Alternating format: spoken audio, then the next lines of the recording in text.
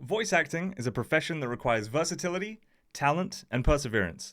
During the pandemic, I took my own shot at breaking into the competitive voiceover industry and struggled immensely. So today, I'll be getting the lowdown from an experienced voice actress one-to-one. Get comfy, settle down, and let's learn some things.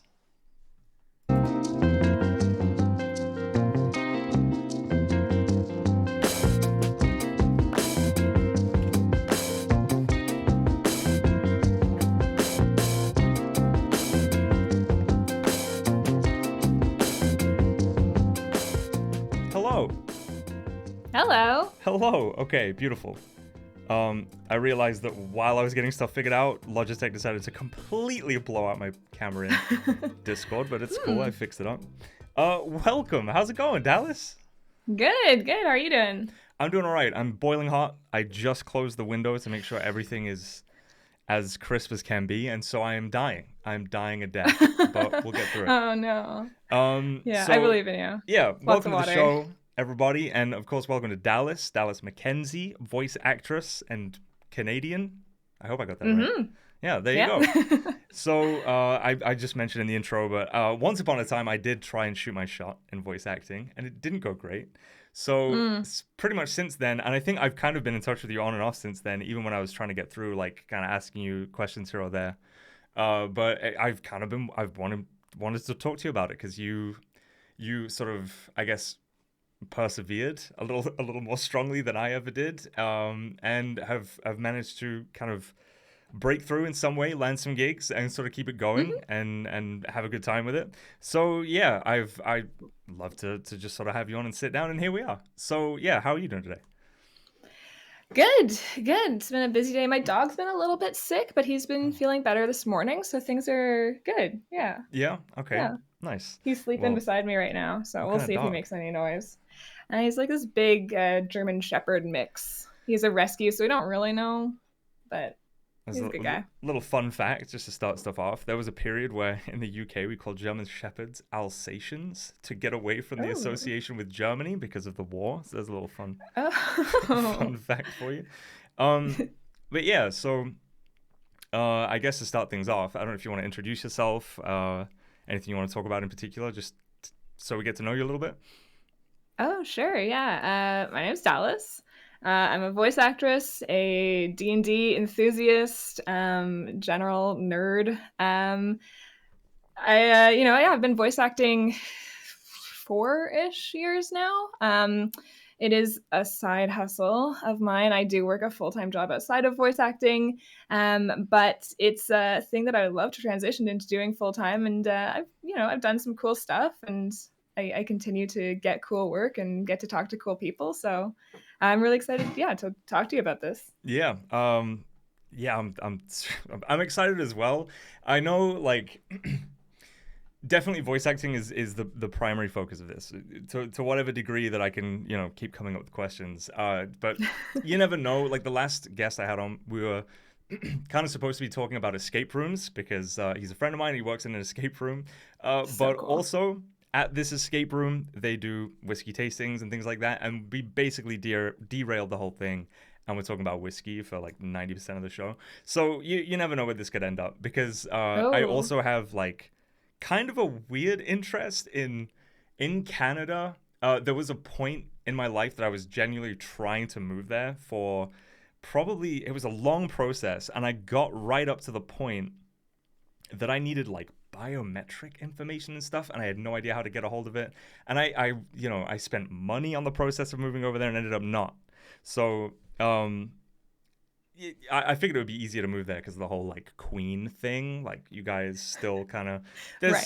there's some sort of better There's a relations connection. there than anywhere else. But yeah, and I don't know if you're familiar with a YouTuber called JJ McCulloch, but he's like a Canadian political commentator. So I have Cool. this weird like I spent a long time watching JJ McCulloch videos, and so yeah, there's a lot of sort of Canadian interest there too. So we might have to breach like poutine, for example. Like you never know. Oh. We'll get there. I'll bring my But fiance on. He's a Quebecois. He has oh no. strong opinions on poutine. Well, that's funny. Because as again, the whole reason I set up the show is because I like learning random things, right? Like, that's the whole point of the show. So I have all of these tiny tidbits of information floating around. You're a nerd. You're interested in video games and stuff. So do you know why so many gaming studios are set up in Montreal? Honestly, I don't, and it feels like a weird thing to me. So Do you know the I'm, answer? Are you I'm gonna about tell to me? tell you, Oh, yeah. okay. So Okay, good. not only relative to basically the rest of North America, they pay game developers the lowest. Oh, It's great. about $70,000 a year, which is nothing to sniff at, but just like by comparison, I think Yeah. some of the other cities are like Austin, it's like 100,000 or something like that. But not only that, I think Quebec specifically gives huge tax breaks to companies that hire game developers there. So like not only do they pay the developers the least, they also get like a 40% or 50% tax break on the salaries that they pay game developers. Hmm. So if you ever wondered why there are so many studios set up or setting up in Montreal, there you go. Very interesting. All right. So um I mean, let's talk about voice acting. So what was your, I guess, at what point, because you said you've been doing it for 4 years, at what point, Yeah. I guess, what inspired you to kind of take up the microphone and jump into it?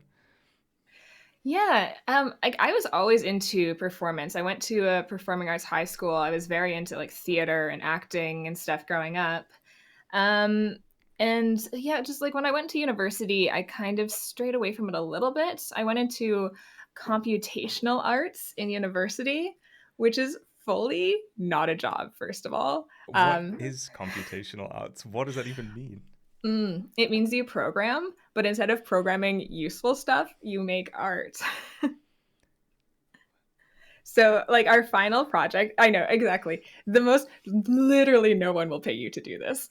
Okay. But like our final project, we interviewed a bunch of people and we asked them to tell us emotional stories about their lives, and we hooked them up to biometric sensors. So we were recording like their like the saltiness of their sweat and their heart rate, and then we had what are they called, people were tracking their own like emotional responses, and we took all of that data and we converted it into RGB values, and we made these big light sculptures, and the colors of the lights on the sculptures represented the emotions of the person telling the story. It was to bring to light the stories you keep That does sound kind of inside. cool. Like, I'll be It honest, was very cool. that It does was sound actually cool. super cool. I loved the program, but boy, will not a single person pay you to do that. I mean, is there like, I assume there's a lot of computer science to it to some Yeah. degree, like coding and things like that. So I'm sure there's some useful stuff to be gained from it.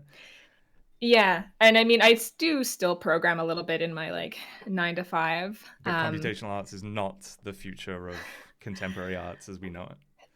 I think you could be like an independent artist. Like, I Yeah, think if you were like, I'm going to just create my own art, I think you could do that. But there's really no reason to hire someone with like an arts background. Like, if you're doing like an advertising campaign yeah. or something, versus like just an actual programmer who actually knows what they're doing. Like, we so like half-ass learned programming. It's like, really, you should just hire someone who actually has a comp sci degree. I'm trying to think of any example of like where I might have seen this, but I feel like the fact that I don't even recognize the idea.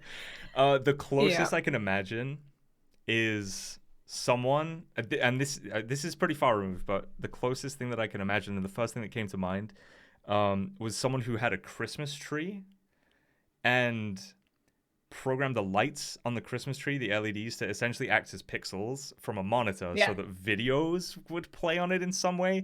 But Oh, it okay. was obviously really low resolution because there's only like Yeah. 200 lights or something. But you could see kind of stuff going on with the lights. But yeah, I don't know. I don't know. Well, That's anyway, that's computational arts. yeah, That right. counts. It was expressive. Yeah, Yeah. people sent in things, patterns that would play on it and stuff like that. So you I've went seen from videos like that, yeah. some computational art Right. to That what? was we were in the middle of a story, right? Yeah. Yeah, so anyways, so I was doing kind of art in university, but it wasn't performative art. But I was in show choir in university, so I still, I got to perform a little bit. You can ask me what show choir I'm is. gonna ask what show choir is. Yeah. Glee, Yeah. the TV show, that's show choir. So it's like you sing and you dance, but it's all like songs that already exist. It's never original music. Right. And you like have choreography, and there's no real story. It's just like a collection of like song and dance numbers. Okay. Yeah. Okay. I mean, it's a performing art, singing Oh, for focus. sure. Yeah. I For mean, sure. okay. Yeah, it's like musical theater, but only the song bits. Which, to be fair, Without the story. yeah, I could live with that. I feel like I'm not a big musical theater guy. I do like theater, but musical theater, I don't know. I don't know, man. I don't know. But I'm a big musical theater fan. yeah. Oh yeah. I went to a few of my time when I was in not even well, no, I guess when I was in high school, I was a theater kid. So yeah, I did my fair share. And then like we would put on a production of like, oh shit, We Will Rock You was one. Okay. That's the only one I can remember. When I was way younger, we did like Joseph and his Technicolor Dreamcoat when I was in like primary school and stuff like that. But and Oliver, of course, a staple. Oh, of course. And then I haven't done any of these shows. Whenever we did these things, we got the opportunity to then go and see one of the shows as like a school field trip. So that was pretty cool. Yeah, I don't know. I'm not a big musical theater guy nowadays. I don't know. It's fair. Fair. I got put onto like regular theater instead because I remember we saw a production of Blood Brothers, which is like really, really cool. And for some reason, I'll remember this forever. But there was a guy, I don't remember any of the names of the characters in Blood Brothers, but one of them, and I'm assuming one of the brothers, the actor did this thing. He lay on his back and he spit straight up in the air and it came down to him in the face, like perfectly. I don't know how, but I will remember that forever. So years of rehearsal. Yeah, I don't know. Nights and nights of practicing that. I can't even remember the purpose. He was like this, like I guess like sort of ragtag, like silly. I don't know, man. But I just remember him lying on his back and managing to spit in his own face, and you could see it in the lights just fly up into the air. Anyway, so show choir. So I did show choir for years throughout university. So again, I was still like kind of performing. And then when I graduated university, I just fully sold out and went into corporate life. Yeah, that's fair. And so for like probably 5 years out of university, I was just doing business, and it was fine. But I really missed performing. And I was trying to figure out like how to get back into it, but it's really hard, like as an adult who works a 9-to-5 job. It's hard to like, you can't like really like join a show because you need to be like super available for like tech weeks and rehearsals and the show itself, right? And so it's just like I was like, I don't know how to do this. And I was trying to find like show choirs, but they only exist for kids, or you can do like I guess adult choirs, but it's not the same. I was really struggling to like find a like performative release as an adult. It's tricky. Yeah. And then honestly, this is the weirdest part of the story, but I was watching a game theory video, Matt Pat on YouTube. So I was watching a game theory video at one point. I think it was probably a Five Nights at Freddy's one, but he was just like talking about, he was like, oh, here was the casting call for this character, for like the voice actor for this character. And like he was going through the description of it. And it just clicked in my brain in that moment where I was like, oh, there are like online casting calls for voice acting. Yeah. Hold on a minute. And so then I started kind of like looking into it, and I realized that it's a thing you can do from home. And it's much more flexible form of acting. Yeah. I can work a 9-to-5 job, and then I can come home and I can record a couple auditions or record work if I have it, fingers crossed. So that's really like what triggered it. And then it was a huge learning curve because I think if you go to like theater school, I didn't, so I don't know, but I would like to imagine that they set you up for like getting into the business. Yeah, at least a little bit. Agents or some shit, or they teach you like at least the ropes of getting introduced to those sorts of people who are gonna figure those things out for you. Yeah. Yeah. So, but I had none of it, so it was all just like. Like Discord servers are huge for learning. There's some great Discord servers out there, like Twitter. I remember one of the first things I did is I think I bought like a Udemy course, which I don't know was like the right first move, but I think that's where I started. And she at least like explained like here are some like microphones at different price points, and like here's what a casting call will look like, and you at least like got Right. a little bit of that, but it was very much just playing it by ear and trying to figure out what worked and what didn't. Yeah, I feel like I kind of went through the same thing. I remember a lot of subreddits. There was like 4 or 5 different subreddits that are like voice work and voice acting, and there's probably a voiceover casting calls or something like that. But there's just what I saw right away is that there was a lot of people like me, and then not many people, or at least not a lot of very serious casting calls. And then of course when there's the demand, or rather the supply was a lot greater than the demand. And Yeah. that was intimidating, to say the least, because I mean, I felt confident in my own abilities, specifically at least my own abilities to record. That was like, it's that was what I majored in, and I figured I can do that side of things, so maybe that's how I kind of stand out a little bit. But it was very intimidating, just the volume of people, especially because of the pandemic and stuff, that people who were just kind of giving it a shot. So I guess when you were first starting out, did you find that intimidating, or was it motivating, or sort of how did you get through that? Interesting. Um, I guess I feel like I'm fairly good at I don't know, ignoring other people. I'm just Right. like I'm doing my own thing. Yeah. Um, I mean, in most cases, I feel like you don't necessarily know how many other people are auditioning for a thing. Right. It depends on where you're going. There's this website called Casting Call Club, which is like not a great website, but a I place think that I I do signed up. recommend people start. I think I Yeah. might have told you if you were asking I me, think you might have. because I think it's a great place for people to start, especially if you're like, I don't know if I even really like this thing, because it's free. Um, and there are a billion projects on there. They're not good most of the time, but they are at least like a way to practice. Like they're like, here's a plethora of characters, and you're like, I'm just gonna record for all these characters Yeah, and you just see throw in like what auditions. kind of voices can I make. Yeah. It's a great way to just like try stuff. um and I don't know, I've booked a couple things off of there that were fine. I think I've made money from Casting Call Club. I don't remember. I um remember when I first signed up, kind of picking out highlights of some of the more ridiculous things that I saw on there. you definitely have to parse Because through it a yeah, little bit. it's like you said, Casting Call Club is great, especially when you're starting out, because it gives you an idea of like, I guess you can kind of get used to your own process at that point, because it really is just billions of projects that you can just hit submit audition, and you can just record stuff there and then and pretty much send it in. And so yeah, there are a lot of good ones on there. A lot of small YouTube channels and things, or I saw a lot of Minecraft stuff. Oh I yeah, don't remember exactly, but I think like Minecraft Cinema or Minecraft Machinima or whatever, like, which it was a lot surprising to of me. comic dubs.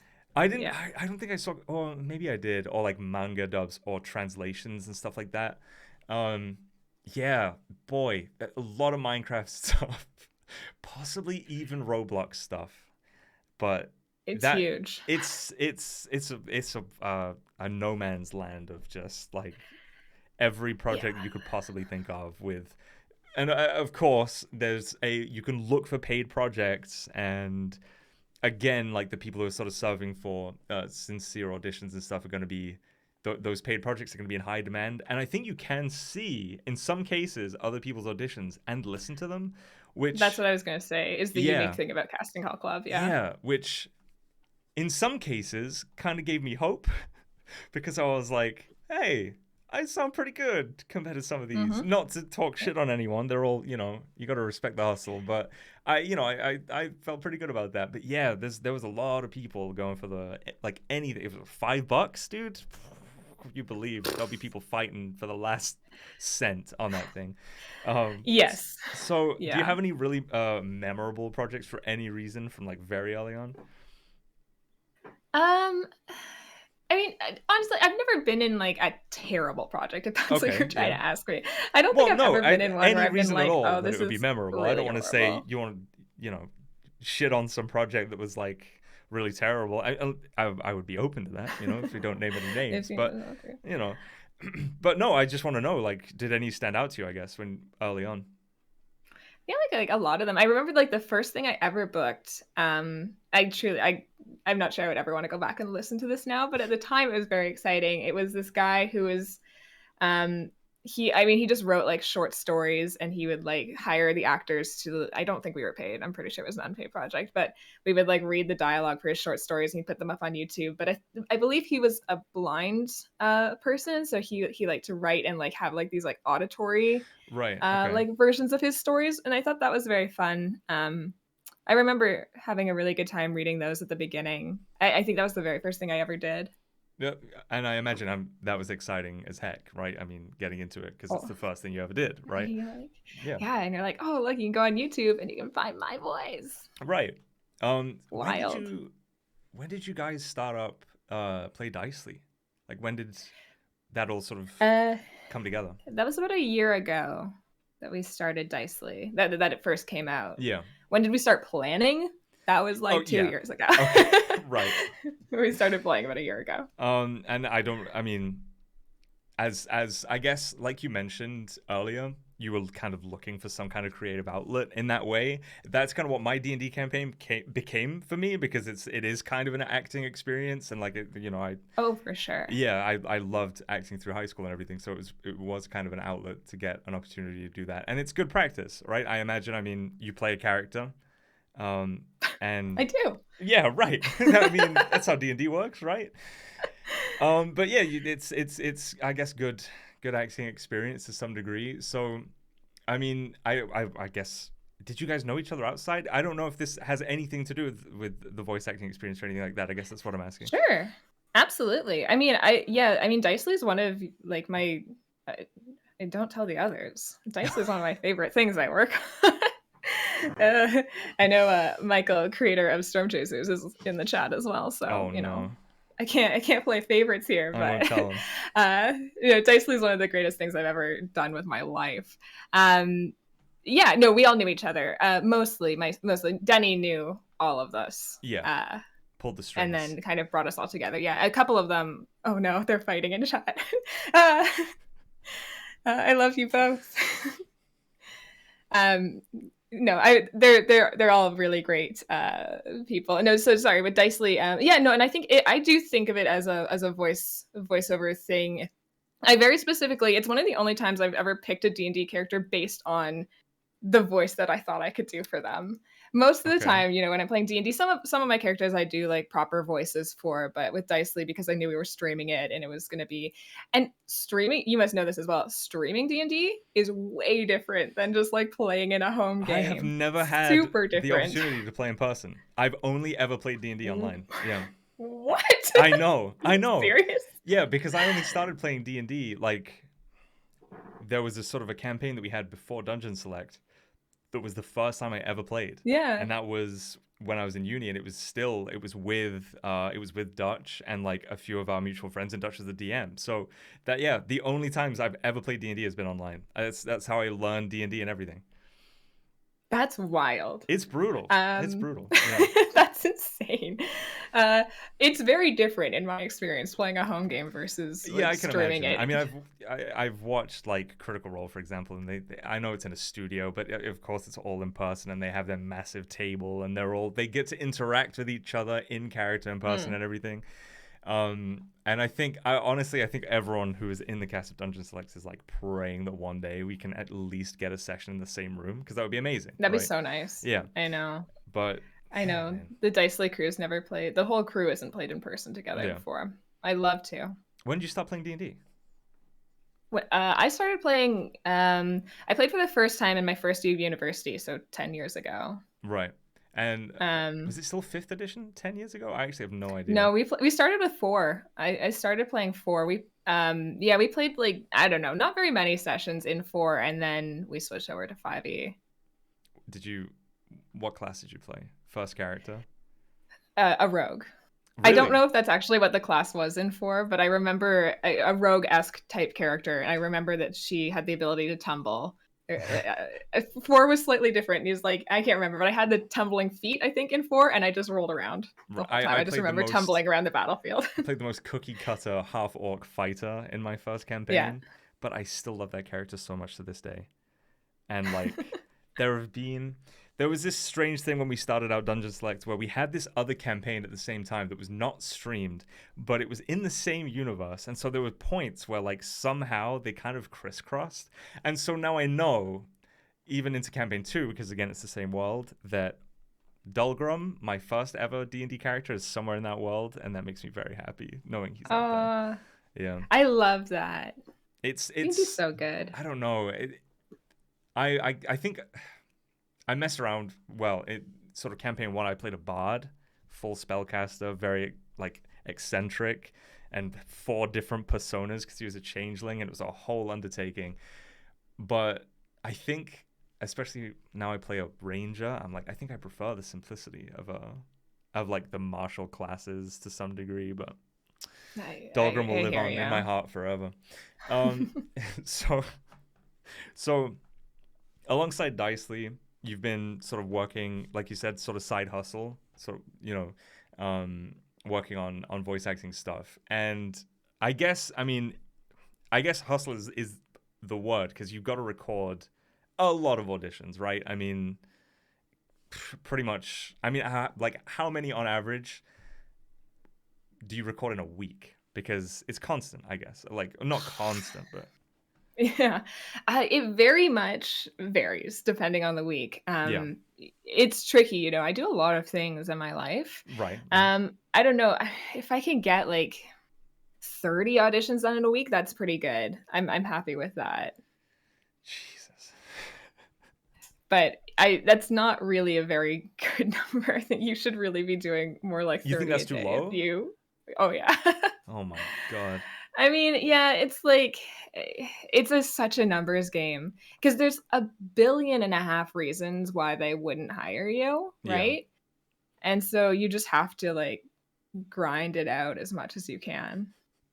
Have you done any to try to get one voices for? I mean, like weird, like I don't even know how to explain. Like, you done some really out there voices for auditions, I assume. Sure. Yeah. I mean, you do whatever you can. Well, like, do you have a go-to? Like, what sort of auditions do you seek out when are you just throwing an audition at everything you can find? Throws it up at the wall. Whatever sticks. A little bit of that. I have a niche in children's voices. I do a lot of kids' voices. So anytime I see an audition that is looking for like little boys or little girls, I'm like, here we are. This is mine. I will take this, please. Like Bart Simpson kind of shit. Dreams. Yeah. I mean, I can't imagine how I must have been young when I figured it out that like Ash Ketchum and like Bart Simpson were voiced by women. And I was like, what? Most little boys are. They aren't just boys, which makes sense because kids suck at acting 99% of the time. But there's a big shift in the industry to move towards more authentic voices as well. Right. And so it's kind of a thing that I think they are kind of phasing out using adults to do kids' voices in a lot of cases as well. I mean, you'd think, especially the way in the movie industry, like child actors often, it's not a good story a lot of the time. You know what I mean? And you got to deal with those pesky labor laws and stuff. You'd think that they would be going the opposite way. Although I guess in film it's a little more different to have an adult play a kid. Yeah, I don't know. I think in voice acting it makes more sense. And now you mention it. So I just got done playing Disco Elysium, which if anyone out there hasn't played, has some amazing voice acting. And I mean, there's a lot of voice acting in that game, so it's not all going to be perfect. But I'm pretty sure that the children voiced in Disco Elysium are voiced by children because there's something to it where I think you can kind of tell a lot of the time, like whether it's a kid or not. And I guess that makes sense. I guess that speaks to what you're saying about them trying to move towards, or I guess away from using adults to voice children. Because you can kind of tell. Yeah. And, I guess if a kid wants the opportunity, then why not, right? Well, and I think it is like a slightly less like completely overwhelming situation as well, Yeah, where you can bring a kid into a studio and it can be like a kid and his mom in a exactly, studio and exactly. Yeah, recording with just a director, like versus like, in a on a movie set, or for example. Yeah. set where there's a billion people around. It can be a much more low key thing to do voice work with kids. So have you And you can take basically, longer. for all of your voice work so far, it's all been done from home? Yes. Yeah, I recorded demos in studio, Oh, that's but cool. those I've Was that I've fun? never recorded. It was fun. I would love to record more from studios. Yeah. I did work the other day with a Toronto-based a video game company, and I was like, "Bring me into a studio. Bring me into a studio." It It's didn't happen. We funny recorded from home. because, like, I mean, and this is 20 years ago now, so everything looked completely different to how it does today. But when you listen to like Matt Mercer and stuff talk about his first experiences, I swear he was like flown out to China or something for like some of his first gigs. Like because it's a completely different industry now. And like, I mean, I'm sitting Yes. here with a freaking $400 microphone, and you most likely are as well, and it's like you can do this shit from home now way easier than it was 20 years ago.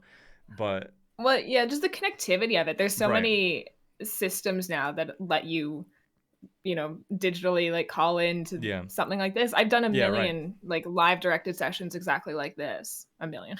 Oh, I've done that's a good interesting. number. Like live, yeah, where you call in and it generally not on Discord. I have a lot of them on Zoom, Right. but you know, I I hit Yeah, that's record on something my end and we just I hadn't even considered that. Actually, in my head it was like either sitting alone and just recording a bunch of takes, or in a studio. I hadn't even considered like the live call and directed things. That's interesting. yeah, So, no, I've had calls with like a whole like production team and you're oh, just like oh, look at me you and a go. bunch of people and you're like, well, it's very intimidating. Are you in any video games? That's the real question. Yes. Oh, Nothing huge. There's again, not huge, but there's one coming out that is like a slightly bigger deal, and I okay. don't know if I can tell people about it yet Oh, because it's not out yet. that's when you know it's a But big deal. When there's like NDAs and stuff. yeah, yeah. Like general rule of thumb is like don't talk about stuff until it's out, because also Yeah. you can be cut from it. Oh shit! So Can you don't, imagine? don't tell people. Yeah. Don't Okay. tell No, people we'll until stop you're it. I like, don't oh, want to I be. am I don't in want to be it. I held promise. responsible for you getting cut from a video game a day before release or something. Or It. just like just things can happen creatively and like your character suddenly doesn't exist. It's just like Oh yeah. you don't tell people The. about it until it's there. What's your dream sort of spot? Like, what's your dream job? As far as voice I acting goes, of course. Yeah, I mean, video games are huge. I would love to do like a Last of Us. Would be Yeah. insane, In spite of the death insane. threats. Well, I guess so. I I don't. mean, You're right. I yeah. haven't gotten to that point where I'm like, talk to me. You Yeah. hear my voice and reach out to me. I'll take it. It doesn't matter what it is. That was a terrifying situation. I still Yeah, like that's true. that whole thing. I mean, I don't. We won't get into it too much, but just that whole thing is just Yeah, ridiculous. people Yeah. people be crazy. Um. Yeah, that or there's like Canada produces some very fun cartoons. I don't know if other people know about them, but I grew up with like shows like Total Drama Island and 16, which were like pivotal things in my childhood. I loved so much. I did a camp or I did a workshop with one of the women who voiced in 16. Oh, that's It's cool. fully Canadiana cartoons. No one's gonna know this I have, show. I've never Uh, heard of these things, but I am definitely gonna look no, them up as I'm soon as pretty I sure. can. I'm pretty sure the mall 16 is in uh, Mississauga, so it's like not. Shout out Sorry, I'm Mississauga. Let's here's go. Canadiana for you, but it's a no, big shows, and I died working with her, so it was very cool. Oh, maybe it's So Edmonton. I don't know. weird Canadian TV shows and video games is the goal. That's the I peak of would the love to mountain. do. I would love to do niche Canadian cartoons. That's exactly what I want to do. Oh, man, see when I think of niche British things that would be like really fun to voice act in. Have you ever heard of Thunderbirds? No. There was this weird thing. There were two shows in the UK that were puppets, but they weren't like not like Muppets. They were, oh, what do you call them? They're like little, not marionettes, but maybe they're these little Okay. wooden puppets, kinda, and they have, so the Thunderbirds, they like, I think they fought crime. And so they had these like crazy machines that were called like, I think like Thunderbird 1, Thunderbird 2, like all the way up to like 10 or something. And one was a submarine, and one was a rocket ship. But yeah, they were puppets. It was weird as heck. In fact, have you seen the thing that Trey Parker and the other South Park guy did? Team America, World Police? No. Oh I man. know of it. I've never seen it. It's very similar to that. And yeah, so there were these Okay. two shows in the UK that I feel like no one else would do. Exactly that same sort of thing where it's like weird niche British programming of weird crime fighting puppets Cute. in like and I would love to be on something like that. If I could remember a single character's name, but if I could be on the cast of Thunderbirds, dude, that'd be so cool. I don't even think it's a thing anymore, and if it is, it's probably been turned into some horrible 3D animation. Have you seen They like keep doing modern that. SpongeBob and stuff? Yes. What I is only that? recently caught wind of this, and I don't even know. I was just angry. I saw this I guess a spin-off of SpongeBob called Camp Coral, Mm-hmm. right? And oh my lord, even the canon is incorrect. Like the continuity is ruined. Oh, no. The like, there's episodes where Mr. Krabs meets Mrs. Puff, but Camp Coral is a prequel, I guess. It's a spin-off that happens before the main show, and it's canon in SpongeBob that Mr. Krabs meets not Mrs. Puff. No, maybe it is Mrs. Puff. Yeah, Anyway, the the canon's all driving wrong. instructor. The continuity's all out of whack, and it just looks soulless, man. I don't know what happened to kids' cartoons. I don't know. They keep doing. Is 3D animation easier? I guess maybe it is. I imagine it's I don't know. cheaper, and you can only imagine because Yeah. like okay, first season of SpongeBob was hand drawn, right? And so Sure. you're hand drawing a lot of stuff, and then if you make it 3D, you just have a 3D model that you already have created, and you just put it into a 3D set that you already have and have created, and then you just animate it and then put words to it. So I guess it is. Yeah, I guess it's easier and cheaper, but it does just seem a little soulless, you know.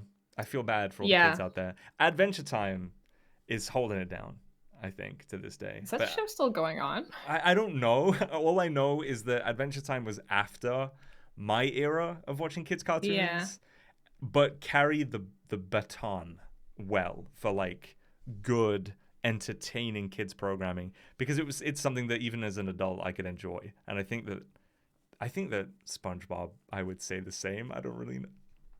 Maybe it's just nostalgia saying that, but I think I could enjoy SpongeBob as an adult if I saw it for the first time. Season 1, freaking hydrodynamic spatula with port and starboard attachments and all that shit. I fucking love SpongeBob, man. I'm sorry. It's been a long time since I've seen SpongeBob. But I watched a lot of it when I was younger. There's this one scene that has lived rent-free in my head for like the last month.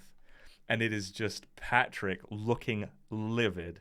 And SpongeBob asks him what's wrong. And he says, I'm mad. SpongeBob asks why. And he just says, I can't see my forehead. And I don't know why, but that has been in my brain for weeks. Okay, I have no idea why, but it's genius. SpongeBob is genius. And it's been ruined, unfortunately. So anyway, what's your setup like for recording at home? Yeah. Let's get into the nitty gritty because I'm a nerd. I'm audio engineering nerd and I love this shit. Oh no, you're not gonna like my no. I'm not an audio. This has been the hardest part of getting into voice acting, was figuring out the technical audio stuff because it's wild. There's a lot to it, turns out. Yeah. I guess you're not wrong.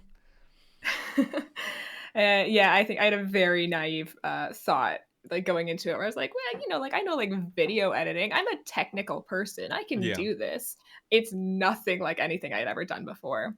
Like trying to figure out like EQ and all that shenanigans. No idea.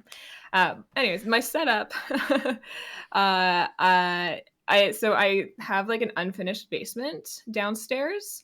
And so I've taken many moving blankets. I don't know how many are there, and nailed them to the ceiling to create a like sound dampening booth. It's about 3 layers thick, but it's like at the tops and all the sides. And so that's the booth, and it works pretty well. I've Yeah. recorded, I've recorded pretty good stuff out of there.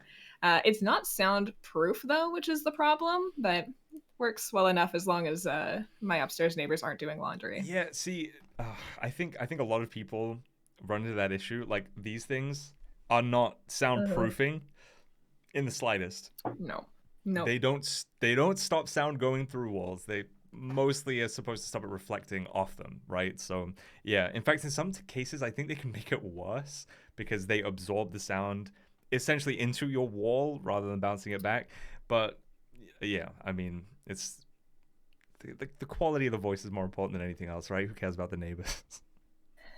Well, yeah, I don't think they can hear me. It's just that, yeah, we share this building, this Mm. house with people upstairs. And so, like, if they're showering or running their Oh, laundry, the right. Yeah, yeah, pipes yeah. go like right above me. And so it ruins every take I do. So it's like they turn on the washing machine. And I'm like, well, we're done for today, turns out. Oh, Guess that I'm fucking not, sucks. guess I'm not Yeah. recording anymore. It's funny. It's Uh, funny you say that because I just heard for some reason, like the hot water pipes in my house emit this like perfect sine wave whenever there's hot water running through them, and I just heard it, so it was perfect timing. So yeah. The on the joys hardware of side of recording things, from home. Is a Neumann TLM 103 is my microphone. It goes through a SSL 2 plus. Back into the computer, I use Reaper as my DAW of okay, choice. all right, Is that a respectable. solid setup? I've Tell me I'm doing good. I mean, it sounds fine to me. I mean, I don't know Neumann mics at all, so I mean, it sounds good and it's working out. So if it works, it works, right? I'm not about it. I can't judge. I think I tried Reaper for a little while, way back, so it's probably completely different now. But I still use their free VSTs because they have like a whole range of free VSTs, and I mean, I love free audio software, so I'm not going to say no. So I have them installed right now, and I think you can use them in OBS as well. So when I use a compressor in OBS, I think I use the free Reaper one as well, which is nice. Oh, nice. But yeah, I've been through a lot of different doors because when I was in this is like the dumbest. Who cares, man? But anyway, No, I care. When I was in college, we used Macs, right? So we had to use. Actually, no, I was gonna say we had to use Logic, but we didn't use Logic. We used Pro Tools. Okay. And then when I was in university, that was when we had to use Logic because of the Macs. And then, so I had to move over from Pro Tools to Logic. But at home, I couldn't use Logic because I have a Windows PC. So I got Studio One on my PC because that's the one that everyone loves. There was like this top 5 digital audio workstations of 2017 or something, and Studio One was the best one, and no one had ever heard of it. So I copped Studio One, and I use that to this day, and it serves me well. There's like one specific thing that Studio One does that other doors don't, and it's that you can put effects onto individual clips of audio if you want. You can do that in Reaper. Well, right. So, but when I first got it, that was the thing they touted as being the special thing, right? But yeah, rather than having to apply it to a track, you could take one clip of audio and put like an EQ on it if there was like a weird bass or something like that. But yeah, they're pretty much all the same. I mean, other than Ableton Live, which is a nightmare. I've never even heard of it. Yeah, Ableton is like really good for electronic music producers. It is good for like sampling and synthesizers and that sort of thing. A lot of electronic music producers use it. I'm sure there are people who use it outside of that scope, but for the most part, it's very intimidating, and it's just a big gray box. Like, it is so, I don't know, looking at it is just like, ugh, everything is gray and weird, and I hate it. But I had to use it. I had to use it at one point, of course. But yeah, so there you go. There's my DAW track record. But yeah, I did. Audition is the other one I hear people use all the time. Yeah, I think in that line of work, especially, that's something that like Adobe Audition is kind of made for that sort of thing, because Adobe love that shit, right? Like they have Lightroom and Premiere, and like of course they'll have a one that's, I guess, better suited to that sort of thing. I don't know if people use it for music production. Probably. Why wouldn't they? But yeah, so I have this microphone is the pride and joy of my life at the moment. I have a Shure SM7B, which is like industry standard for pretty much everything nowadays.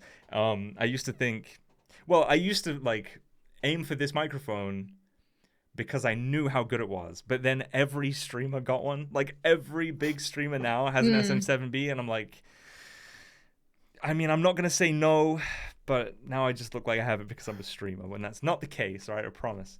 Right. But I've used the Focusrite Scarlett 2i2 for years now, and it's actually old at this point. It's there's a new generation out, and I kind of want a new one, but in fact, Focusrite just released a podcast, a special podcast one.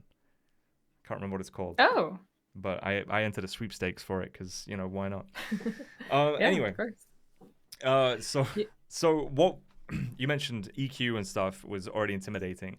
This was something that I wanted to talk about because I wasn't sure whether things like processing were going to be down to you or down to you would just record raw audio and send it. So does that differ case to case, whether you have to do processing and stuff, or is that kind of all on your end?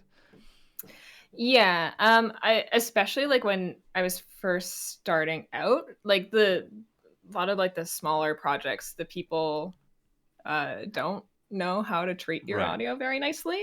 So figuring out how to like make your audio sound. So really the reason that I do it is for auditioning, is you want to send your like best foot forward in an audition, right? So yeah.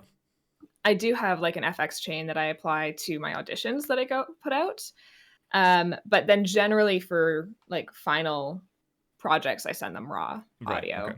In most cases now. Yeah, back in the day, there would be people where especially if I was doing like series work with them, if I sent them raw audio the first time and then I heard the final thing, I was like, oh, you didn't do anything to my voice. Uh-oh, I'm gonna just do it myself and send it to you. We'll try. There you go. Oh, God. But yeah, nowadays I don't know what I'm doing. I don't know what I'm doing. Someone else knows this much better than I do. So yeah, I mean, please. As long as it sounds good, that's really all that matters. I mean, even there's a joke among like audio engineers and stuff of like you sit there for 10 minutes tampering with a compressor and then realize that it wasn't even turned on the whole time, but you swear like you're like, oh, a little bit, it sounds better this way, gotta slow the release a little bit, maybe change the knee, and then you realize that it's been bypassed for the entire 10 minutes you've been working on it, and nothing you were doing changed anything.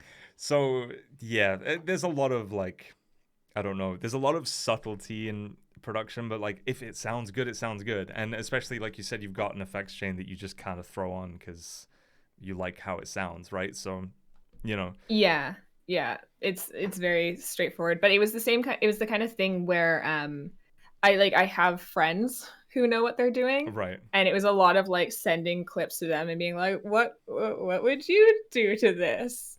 And then they would send me back an effects chain, and I've never changed it.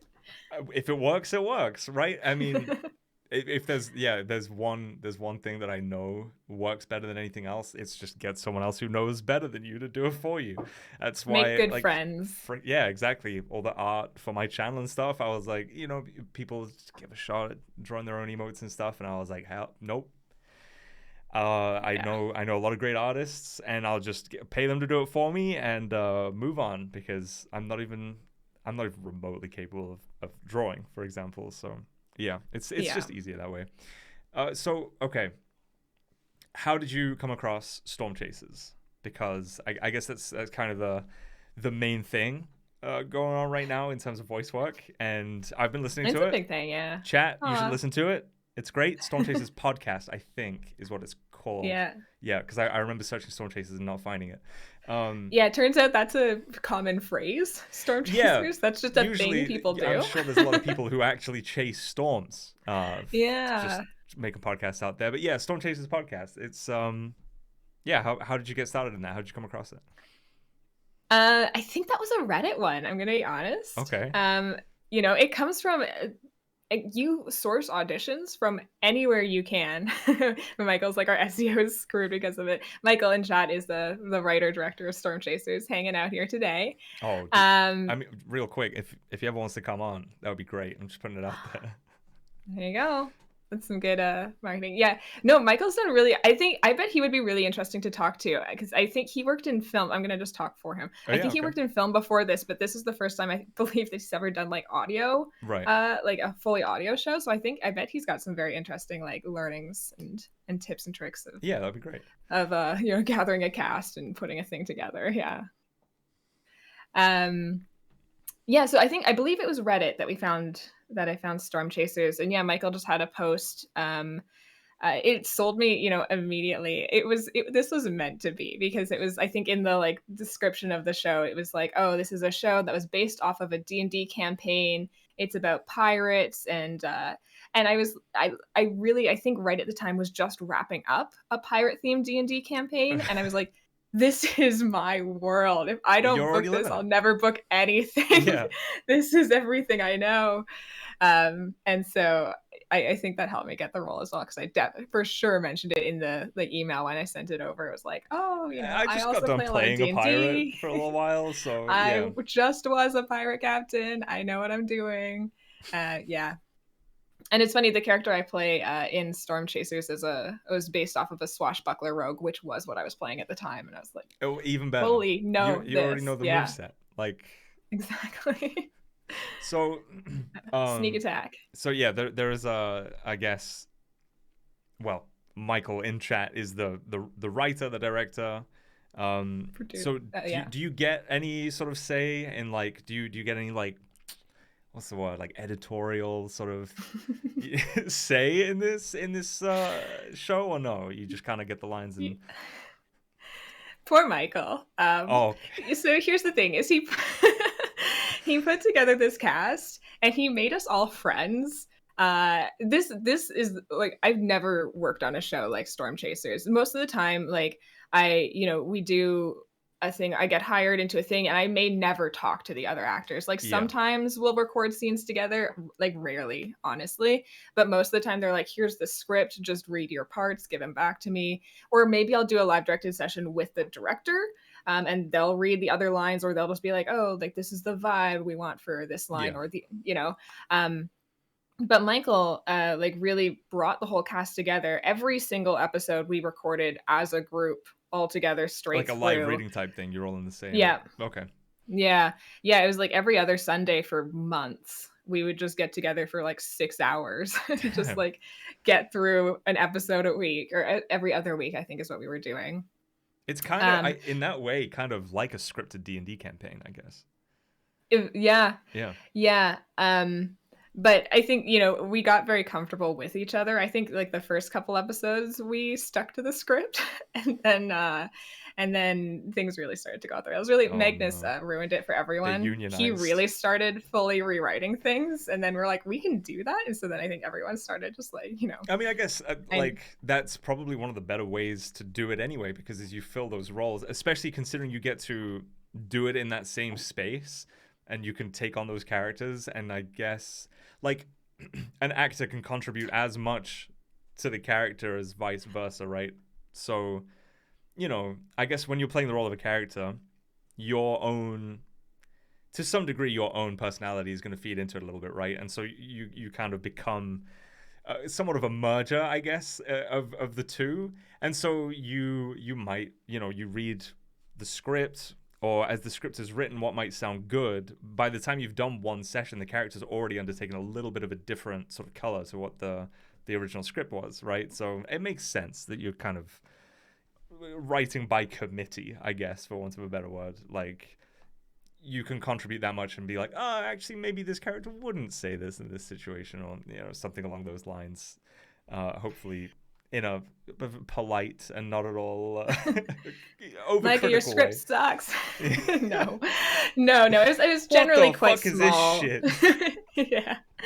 It's generally quite small stuff. Or it's like, I think especially when you're like writing by yourself, like you have your own thing, but then when Yeah, someone says exactly. it out loud, it just sounds different coming out of Yeah. a mouth than it does just writing it down. So there are definitely little things that I changed, and I do this in a lot of shows, especially even if we're not doing a live directed session, I'll send in multiple takes for most stuff that I'm doing, and so a lot of times I'll do like a take where I ad lib a little bit more, or Right, like right. if I think there might be something there, I'll ad lib a bit more, and then you do a take that is just like as written as well. So if they Oh hate what man. you've done, you give them what they originally wrote, but you can give That them some like that other reminds me of options as well. something. This is I don't have you ever watched Rhett and Link? Yeah. Okay. So they did a show. Like one of the first shows they ever did was this it was like Online Nation or something like that. They did an early 2000s clips show on TV that was essentially like uh funniest home videos or whatever, but using YouTube clips, like Mm-hmm. way early. And they basically talked about how on that show they spent every night rewriting the scripts for their episodes. Um because they're comedy guys and writers, and so they gave it a shot at rewriting them, and they would go in and they would record the original script, and then they would also record the script that they had rewritten but that was never ever used. They basically just humored them on set, which is just that's hilarious, because I feel like I would do the same thing when you read a line. If it's like this doesn't sound, it sounds a little stilted, or you could add a little bit of personality to it or something along those lines, because like you said, when something that's written, it might not translate to spoken word quite the same way, and so you can sort of riff on it a little bit or ad lib. And so it's like I could just imagine you recording like 3 takes, and 2 of them are original and a little bit of liberty taken, and then the original one, and just every time they just take what was written down because the writer knows best, or something to that effect. Yeah, it's so funny, like, watching stuff that's come out, and, like, every once in a while, I'm listening to something and I'm like, "I swear there was a better take than this one. This is what we went with?" Actually, yeah, I mean, I guess sometimes it must be a time crunch thing, but Disco Elysium, for example, there's like words here or there that are mispronounced and stuff like that. And you think there must be a better take than that, but the script is so dense in that game that it's like I guess I can't blame them. I mean, it took them. There was an update to the game several months after its release that was the full voice acted update. Like up until that point, it was only limited sort of voice lines. So I guess in some cases it's a time crunch thing or it's a budget thing, because I don't know. There's a lot involved, right, when it comes to animation stuff. For example, you got to make the mouth fit the lines and things like that. And if there's better takes or longer takes, you might just not have the frames or something. But no, it's cool. It's cool that, because yeah, like you said, it's inspired by a D&D campaign, Storm Chasers, and it feels that way. Like listening to it as well, it like I said, it kind of feels like a scripted D&D game in some way, just I guess without the dice rolls. So yeah, it's cool that you guys all get like that live reading kind of environment where you're all in the same room and get to sort of, or not the same room, but the same Zoom call, I assume, or something to that effect, and you all get to This sort of, was on Discord, oh yeah. yeah, right. And you all get to actually feed off each other's energy and things like that, because I think that contributes a lot to the chemistry in any case, Yeah. right? At the very least, you can actually do the reading as you're responding to someone rather than just kind of getting the vibe from the director. Um, I mean, I imagine that's probably some of the most fun you've had voice acting, right? I mean, it sounds like a dream project, right? Because I mean, it's clearly a passion project, and like you said, everyone who's working on it is all friends now, which is not all that common, especially doing voice acting gigs from home. So it's super cool that, Yeah. that's kind of the process that you went through. So I don't know how many episodes there are now. How many episodes are there? 6, I think, just Right. came out of a 13 episode season. So you recorded all 13. Yeah, ages Okay. ago. Right. Okay. So Yeah. I think we finished recording in like February this year? okay. January, February? Who does the sound design? Isa Yazdazadeh. You're gonna ask me to pronounce this guy's name again. Michael will laugh. I had because we record the credits. There's 13 episodes and 13 people in the cast and crew, so everyone recorded one the credits for one episode, and Issa's last name destroys me every time I have to say it, but he's an amazing guy. He's super, super smart, awesome. One of those people that I can go to and I'm like, help, why does this sound bad? Help me. There's I guess it's, I don't know if you would know if it's Foley or I guess sound library stuff. You see, this way show Michael on the show, on your podcast. Okay. I think I would guess it's a lot of sound library stuff. We also have we have a composer. One of the voice actors also does the music for the show, but I don't know about the effects. Rockin'. I don't know where they didn't expect that at all. I know. Odd is so talented. That guy is insane. Odd Andrews. Shout out. I'm gonna plug every person. Yeah, no, absolutely, yeah. The whole cast and crew are so good. Oh, okay. Michael said it's mainly sound library. Produces a lot of the own sounds as well, which is great. I remember my I guess college course was a course called commercial music, but it basically incorporated a lot of different stuff. Like it was a really broad course, and I had to do some like sound library sort of sound design for that project. And I remember doing a Fable Legends trailer, which sort of an ongoing meme at this point in my personal life is that I love Fable and I'm really excited for a new Fable game to come out.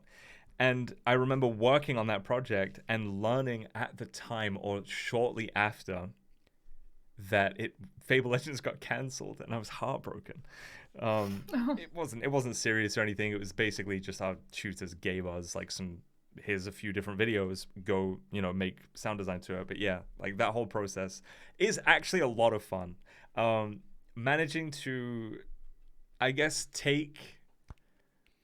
I imagine it's completely different with an audio only thing. That's actually something I hadn't considered, because when you're putting it to video, you can see like an arrow hitting a target, and like, that you get that sound just right, and you layer so many different things. But when you're doing it with an audio only production, that actually sounds pretty intimidating, because you got to kind of picture the scene and kind of put a lot, like footsteps and sword clashes and everything to it without being able to actually see what's going on, which is a unique challenge. I can only imagine. Again, it would be a good conversation to have with Michael, but exactly. The number of times that he's reached out to me for pickups where he's like, I realized that no one actually says, oh shit, it's a ghost. We just need a line so that the audio only people know that we're fighting ghosts right now, because I didn't write it originally. Oh my god. Like, because there is like a visual component to Storm Chasers as well. And so we have a lot of like really amazing art that shows you a little bit better like what what's actually happening, what we're actually fighting. But we the audio only people. Having this as an example, like my focus for this is the audio only side. So whenever I've had two guests now that had like I guess like a show and tell type thing with stuff, and I've just had to basically put the things on Instagram and be like, if you're listening to the audio only, this is what we looked at today, because we had a geologist on who showcased a wide range of minerals that were all amazing. Actually, rocks are crazy. And then the last guy we had on, a Rhinout of Be Subtle, showed his infinity bottle, which is a whiskey bottle that you put the last dregs of like every whiskey you drink go into like of a bottle, like the last sip go into the infinity bottle, and so it becomes this weird amalgamation of all these different whiskeys. And so dealing with the visual side of the audio only stuff is it a unique challenge. But I actually didn't know there was a visual side to Storm Chasers, so I guess I'm a fake fan, because I've been listening to the audio only and just thinking, wow, how do they do it? How do they do this immersive sound design? Well, that's great to hear. you listen to it however, whatever works best for Yeah, you of is course, the of course. way to listen to it. But there is some very beautiful art I'm in the surprised YouTube as part of it. well, because like you said, it's 13 episodes, and you recorded it all like in, I guess, well, I mean, there's post production and stuff, because my personal schedule, I'm so used to doing things like how I do this, where it's, if I have something coming out weekly, then I'll record it weekly, which, Mm. as the weather gets hotter, I am regretting by the minute, because I remember toying with the idea early on of being like, what if I pre-recorded like 5 episodes while it's still only 15 degrees outside and then release the weekly? But I don't know. Here we are today, because I'm not that organized. It is what it is. But yeah, We no. started recording for Storm Chasers October 2020, I think. Oh my. And we started recording ages ago. And it was like it was really slow at the beginning. It took us a hot second to like kind of like get our legs underneath us and Yeah. figure out exactly like the whole process and what we were doing. Yeah, so like the second half of the season, I think we recorded more regularly every other week. Yes, it was every other week, because on the off weeks we would get the new scripts, and it was so exciting. The cast Right. would get the script the week before, and we'd all be like, drop everything, read the latest script. Tell us a little bit about your character. It's Jackie, Oh, right? Jackie Brightwood. There you Yeah. go. Yeah, she is a captain that certainly wasn't mutinied. So she was the captain. When we first meet her in episode 1, she's recently been mutinied, kicked off her ship, and she's an angry, self-righteous lady. She's ready to take her ship back, but the only way she can really figure out how to do it is to join in this, like kind of like government crew.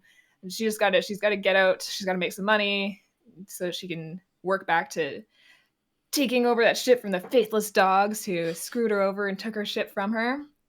And so she ends up on this crew with a whole fun cast and crew of characters like Dodds and Quinn. The rest is history. And I don't know how much to I can't spoil very much, Well, but yeah, no, just you know. enough for the lowdown. I mean, it's a fun little story. A swashbuckling, swashbuckler rogue, I guess, but Mm-hmm. swashbuckler nonetheless.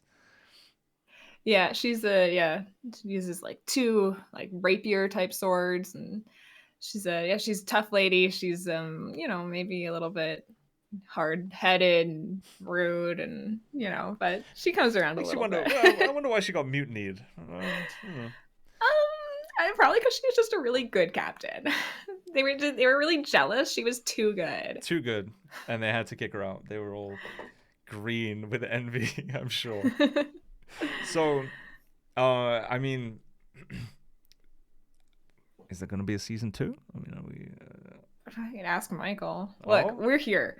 We're all here for this. Like I said, this cast loves this show so much. Michael did pay us to do season 1. Thank you, Michael. I do it for free. I do season 2 for free. Don't say that. I love this show. You're shooting yourself in your foot right now. No, he knows this. We've talked about this before. The whole cast is like, just give us a script, Michael. There will be a season 2. You hear it here first. Have you told the rest of the group that? The live reveal. Holy shit. Have you started writing? Tell me more. I want to know. Wait, you do it for free? See, now you've done it. No, it's fine. He knows. No, it's such a good group. I miss working with them. But like, they're people I still talk to. Like, our Discord channel is like popping. We talk there all the time, that whole group, even though we haven't recorded together in forever. I mean, they're the best people. Like, of course. Well, yeah, and they're the best people to talk to about like voice acting stuff. Like, the amount of times that I've been like, I have this casting call and I don't know what they're trying to describe in the voice quality. Someone help me figure this out. Are they all active voice actors? Oh, well, I guess so. They all respond to the casting call. So yeah. Yes. What am I thinking? Yeah. In my head, it was like, oh, you're a group of friends, and I'm sure like Michael pulled you all together. But no, it was a casting call. I'm sure you're all. No, I didn't know any of them before we started this. Yeah. So, a Reddit casting call is what brought it all together. I've seen, I don't know. I've seen some Reddit casting calls that I've kind of been interested in. I'm too intimidated by the whole thing. I don't know why. Like, I think I now, mean, because you get into a routine. You've been doing it for a long time now, so it's second nature. But I don't know. I'm very bad at committing to things that I don't succeed at very quickly. So it's just, which is a flaw. Okay. no, I hear you. But I know that. yeah, it's one of those things that's like, on a whim, I was very motivated for a short amount of time, and I probably submitted like 5 auditions or something, and then just petered out. But I mean, I think the story goes for pretty much every or the majority of people.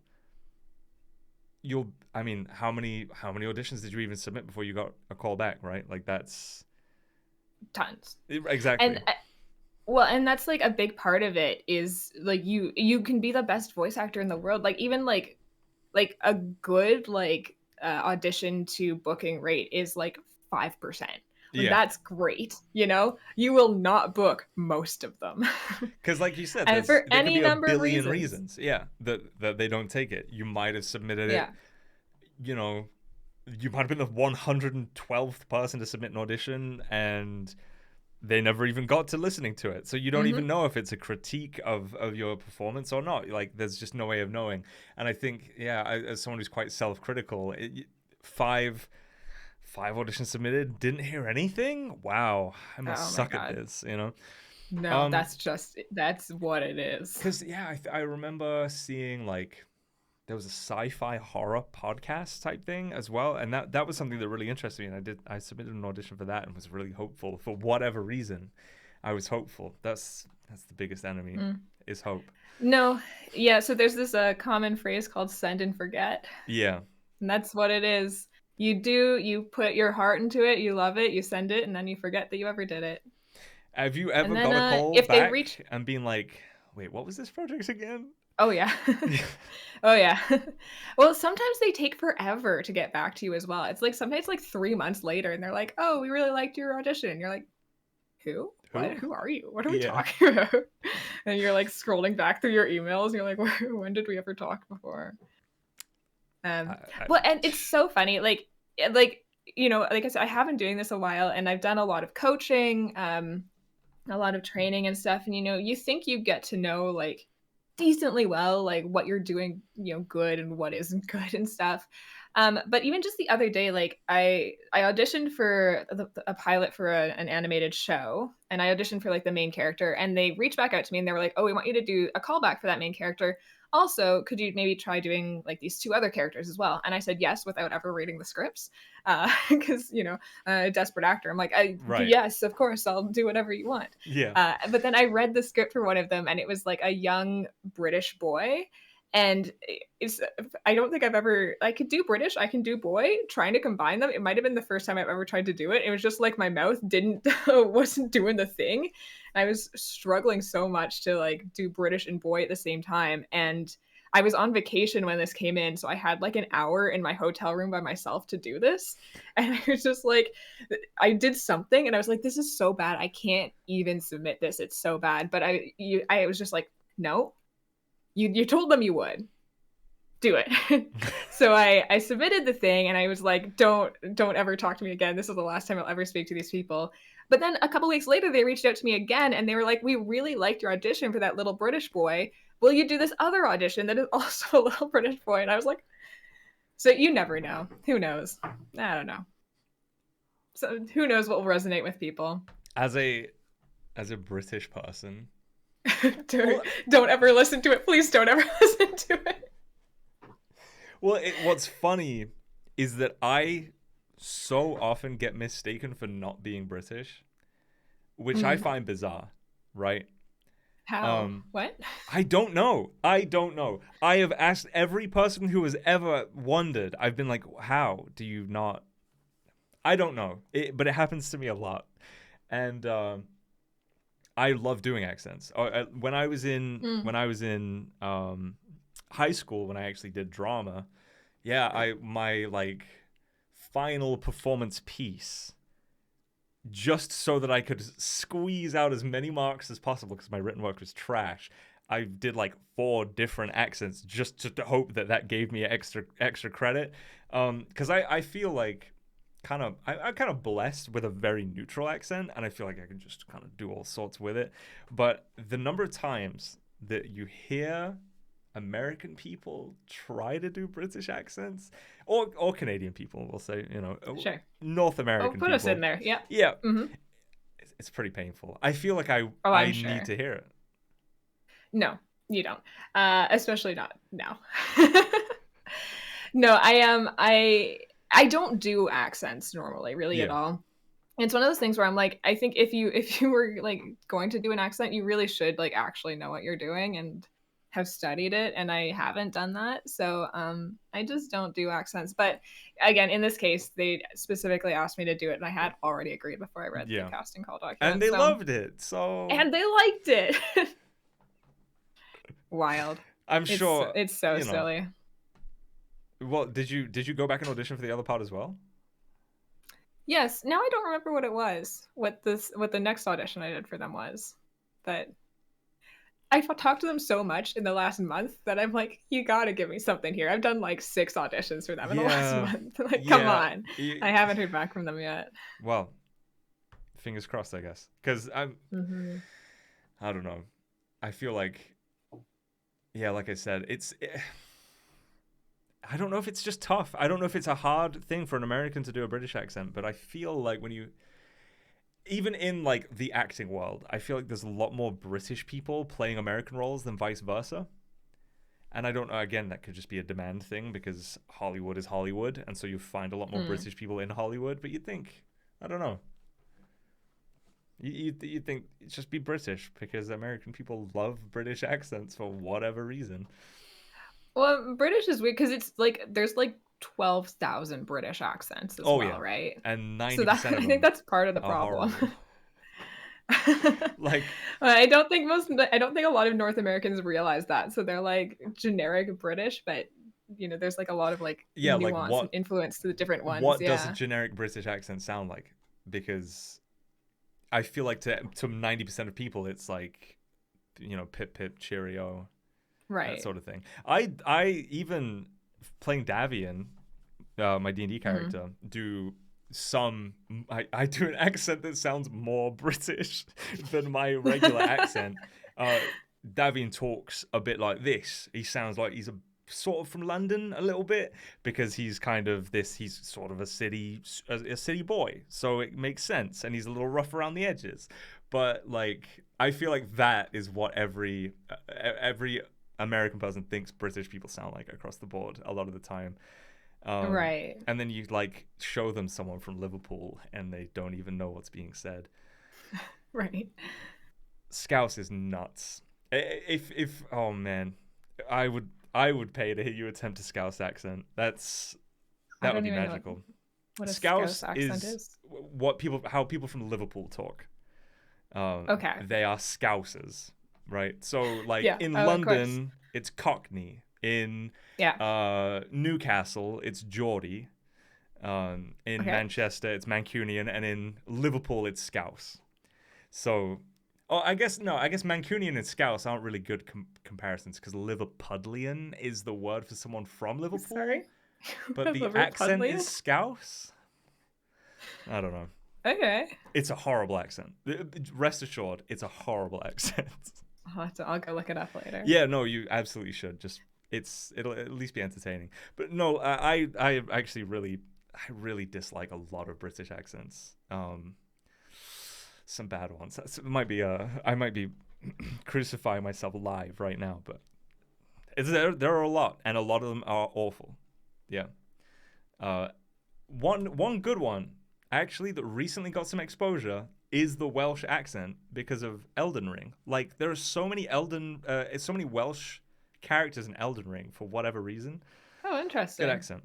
It sounds very fantasy, so I guess that's why. But yeah, just a weird one that got spotlighted recently. I live in Wales, but I'm not Welsh, so. Okay. Yeah. Couldn't be me. Actually. One interesting accent to me is the Canadian accent, which in a lot of cases is not particularly strong, But I saw this TikTok of a guy from Nova Scotia it might have been Labrador, who sounded straight up Irish. It was bizarre. I was gonna say the Newfie accent that's a thing too. That's like the Newfoundland Labrador, the maritime accent is that's a thing out there. But it's a thing here too. So I don't, there's like the Gen M accent, the general American accent, and I generally am like, I got it. I can do the Gen M accent. Sure. Every once in a while, someone points something out to me. I'm talking to my American friends, and they're like, why do you say that word like that? Yeah. And there are like little Canadianisms, especially the ows, I think are one of the big ones. And it sucks actually as a Canadian voice actor. Oot and a boot. A boat. About. Yeah, it's like Canadian, and I say it. Yeah, this is the one that came up other day. Dragon. That is weird. Though. That is weird. What? What's happening? Because I don't even know. I'm sorry. I'm really stressed about this one because that was not one of the words that I thought I had an accent for. That's a word I didn't think most people had an accent for, to be honest. No, it was just, again, in our like Storm Chasers Discord server the other day, Odd comes out of the blue, calls me out, and is like, by the way, I love the way Dallas says dragon. And I was like, what are you talking about? But he said I say it like Draygun, and I think they were saying it's like drag in is the like IN instead of UN. I don't know. There's definitely what they want. There's definitely a Y. Dragon. Yeah. Is that better, Michael? No, that was straight up Dragon. Is that what I don't want to put you on blast. I don't want to put you on blast. I'm sorry. Dragon. But I hear it too. I definitely hear it. No, why? Drag. Oh, I see what you're saying. Drag. Drag. Yeah, there you go. Drag? Sure. Dragon? Is that what you're supposed to say? That's not how that word is said. My my partner's from the south of the United States, and they have what's called a pin-pen merger, which is where the vowel in the word pen and the word pin sound identical. Okay, yeah. And the number of times that has tripped me up at this point it's bizarre. Accents are bizarre in general. But yeah, Dragon. Well, I'm feeling way worse now that Denny's saying I say it weird as well, because I thought it was a Canadian thing. And I was going to say, I feel like Canadians don't hear the Canadian accent. Americans hear it, but I don't. Like, I will say things and people will be like, you're saying it differently. And I'm like, I'm not. We're saying the same word. So that's like, that's a real struggle of being a Canadian voice actor, is trying to figure out how to say this the American way, because the Americans always want it their way. That's the American way. Oh, yeah. Yeah. No dragons here. Oh, man. But no, there's definitely some, I don't know, interesting subtleties, especially, I don't know, like I feel like the Canadian accents that you hear like stereotyped, you never hear in real life, or very rarely, where it's like, freaking a boot and stuff like that. Yeah. But funnily enough, JJ McCulloch, that YouTuber I watched, he has a pretty strong oot, like properly a boot, which I didn't even think was real. It seems like it would be a myth.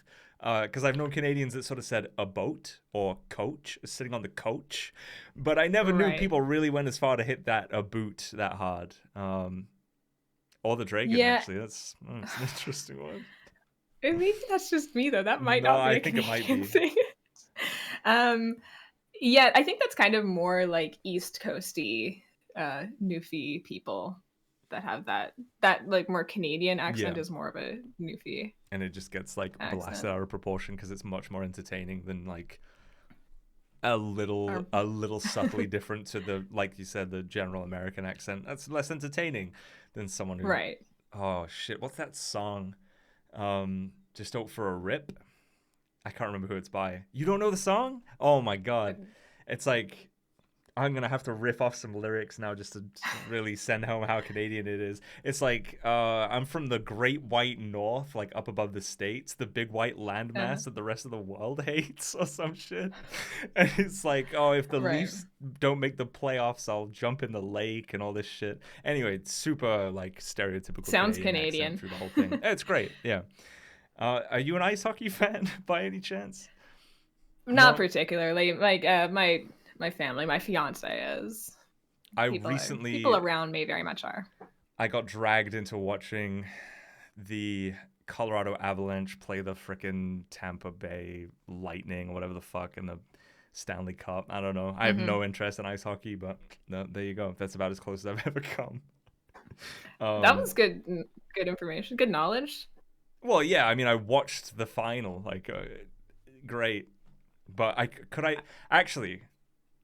could name other teams, but only because, one, the Mighty Ducks, two, there was this really shitty NHL game on GameCube that I played for a while. So I've probably got a few like lodged in there. The old ones. Yeah. Half of them aren't teams anymore. I don't know, the Edmonton Oilers and the Toronto Maple Leafs, right? Like that's, there you go. Yeah. The only sport I follow is baseball, right? Oh, cool. And okay. a little beef that I actually have with you Canadians up there. So the Blue Jays is the only Canadian MLB team.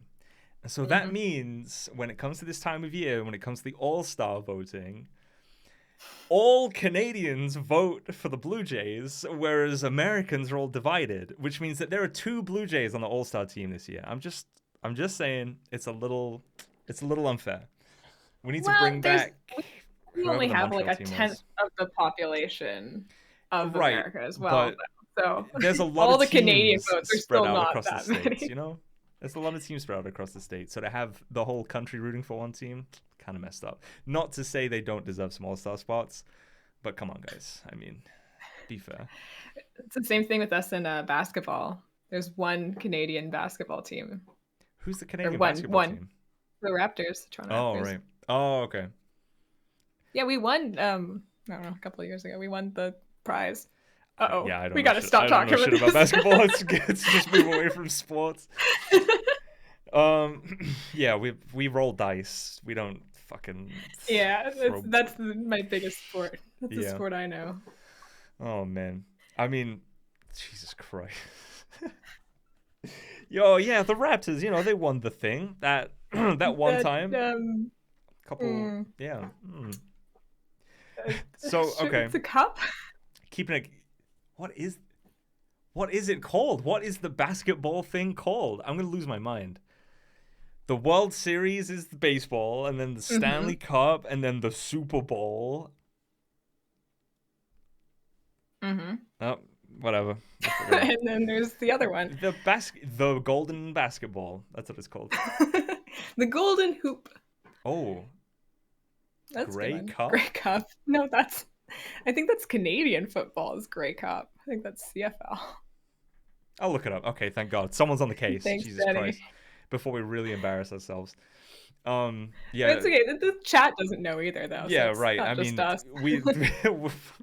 I know my demographic, and it sure as hell is not basketball fans. So yeah, I don't think anyone's too mad about it.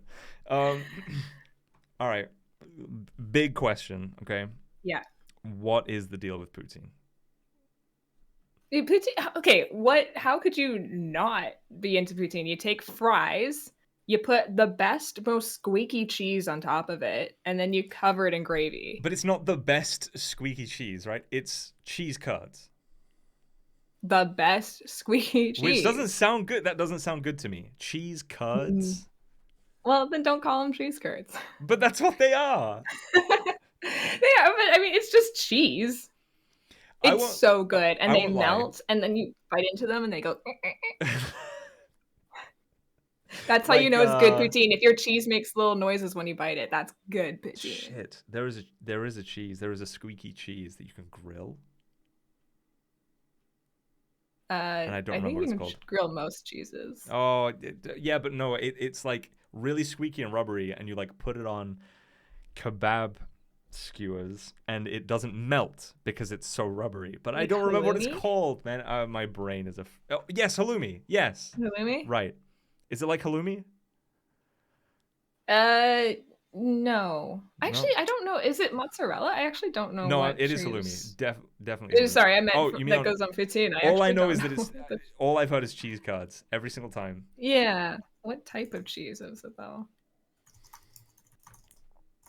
I'll look this one up. I wasn't gonna look up the MBA, but Americans who oh, cheddar disrespect cheese poutine haven't curds. had it. Oh, it's cheddar cheese curds. Sharp Yeah, but cheese. it's gotta be white. It has to be white. I have seen people make poutine with like yellow cheese. What, like American cheese? Nightmare.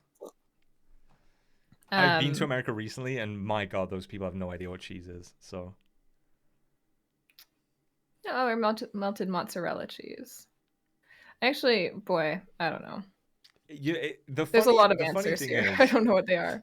the funny thing is about because it's Food? big fries, right? Like it's not French fries. Am I right? No, they're French fries. Oh shit. Because when I They're picture it, so good. It's the I've had too much chips and gravy, which is a thing in the UK. But when you get fish and chips in the UK, the chips that we have are very different. They aren't skinny French fries. They're like fat, kind of soggy.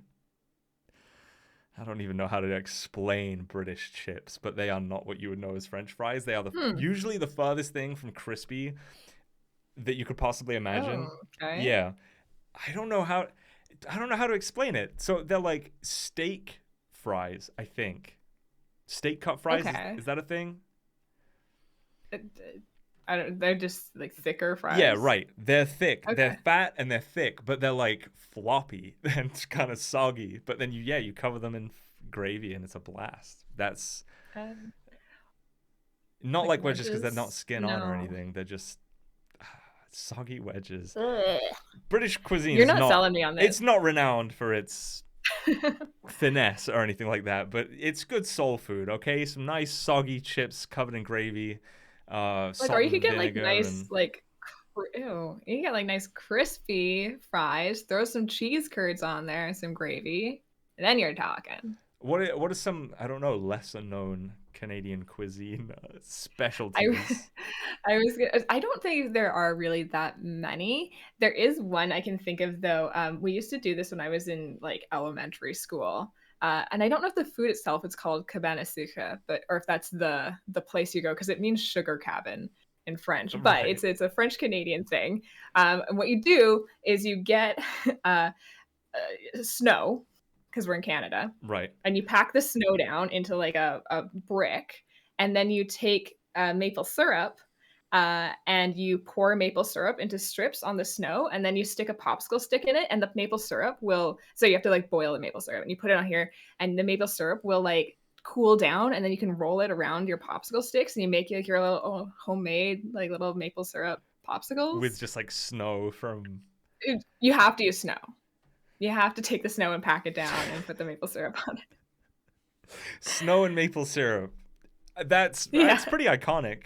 I mean, I've never heard of that. I've never heard of that, but I feel like everyone would love to hear about the Canadian snow and maple syrup treat. Yeah. I mean, Yeah, I don't know okay. if that's actually what it's called. The cabana sucre. I don't know. That's what we called And it. you're sure it's not like a unique regional thing or Well, it's certainly a Quebecois thing. right, okay. Uh, but we did it like I think I was like in Alberta when we used to do it. So it makes its way across the country. I don't know if people really do that or if it's just like a thing you do with kids.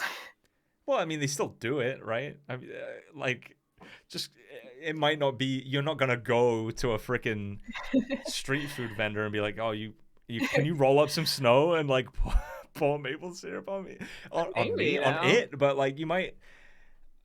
I mean, why not just have it's like a snow cone? I feel like snow from the ground is not.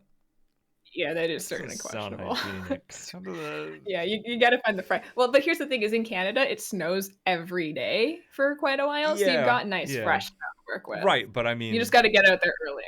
it still came Put from your the baking sheet out sky. there overnight. Well, then what's wrong with that? It's clean. It's from the sky. It hasn't had time to get dirty Okay, yet. Okay. Okay. I'll put my hands Denny up on pointed this out beaver one. tails. Beaver tails is Yes. another What good the heck is Canadian a beaver tail? It's just like a pastry, and then you put shit on top of it, and you put like Nutella and powdered sugar and Smarties or whatever on top of it. Jesus, like it sounds like intense pancakes, but pastry. Yeah, it's like a pastry. It's like a thicker. It's Yeah. yeah. Yeah. It's like deep fried. Yeah. I've Michael never said, paid for wait, it. do you buy it? Like a restaurant gets stowed over the ground and charges people money for it? I hope not. What I was saying No, is I've never. because basically, Dallas said, I don't know if it's a thing or if it's just something you do with kids. And I was like, well, I'm sure if you do it with kids, it is a thing, but I guess you wouldn't get it from a restaurant. So does that mean it's not a thing? Like, I don't know. Like a Yeah, I don't know cultural if you thing? could just. I don't know if you could go out and buy it. Yeah. That's the one I thing I hope was. not. That's Well, unless so it was like Canadian. a snow cone machine, because I don't think you could get away with scraping up fresh snow or not. Okay, like I don't. You can't account. Not to ruin this tradition or put anyone off eating snow. You really can't account for what's in the snow when it comes from the sky. Okay, like how much? Have you had How acid much more rain? natural could you get? Okay, yeah, that's fair. Oh my god. Okay, I'm I'm gonna say that I think. How long have we been going? Jesus, like an hour and a half. Yeah. I mean, I think as far as at least questions about voice acting, I'm satisfied. So I just want to say thank you so much for coming on. Okay. Oh, thanks so much for having me. This was very Um, fun. as as I tend to do because this show is supported by Patreon. If you don't mind hanging out for like another like 20 minutes or something, so we have a little extra for the Patreon subscribers and stuff, that'd be great. But Ooh. yeah, for now, I guess for everyone listening, thank you so much. Anyone watching live will still be live. That's part of the pro of the live experience. Oh, But so fancy. yeah, thanks so much for coming on, and I will have to talk to Michael about having him on. So look forward to that. And yeah, thanks for watching, thanks for listening, and I will see you guys next week. And that's Bye. where you can cut the recording, and we'll just